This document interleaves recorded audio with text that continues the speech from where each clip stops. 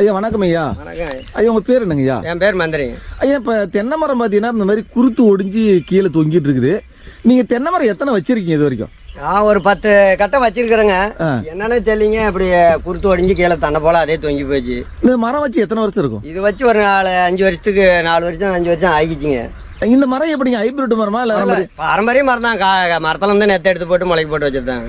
ஓ பாரம்பரியமா தெரியலங்க. அந்த மாதிரி தேங்காய் இலையெல்லாம் பிடிங்கிட்டு எல்லாம் அதே மரம் மட்டும் ஒடிச்சிட்டு உழவும் படி தேங்காய் எல்லாம் பிடிங்கிட்டு இந்த குருத்தே வந்து மேல இருந்து கத்திரிச்சு வந்து கீழே சாஞ்சி பாருங்க உளுந்து போச்சுங்க. இப்ப தேங்காய் வந்து இப்ப முதல் முறை இப்பதான் காய்ச்சிங்களா இல்ல எப்படி இருக்கு? இப்பதான் ஈனி 2 குளம் இறங்குச்சு.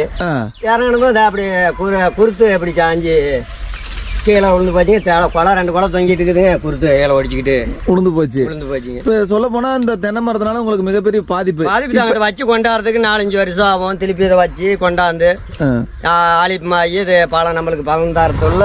எத்தனை மரம் வச்சிருக்கீங்க இது மாதிரி? அதான் 10 மரம் வச்சிருக்கிறேன். 10 மரம் வச்சிருக்கீங்க.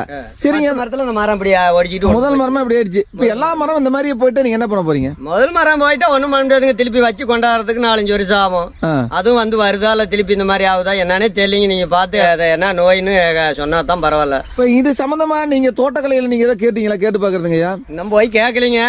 கேட்டா வந்து சொல்லி பாக்கலாம் சொல்லி வந்து பார்த்தா தான் ஆச்சு. அவங்க மட்டும் பார்த்து எங்க என்னங்க சொல்றேன். அவங்க வந்து ஒன்னும் பெருசா எந்த ஒரு இதுவும் கண்டுக்கிறது இல்லைங்க. நம்ம சொன்னா போக வரன்றாங்க, வர்றதில்ல. இதுதான் நடக்கிறது. உண்மையால இதுதான் நடக்குதுங்க.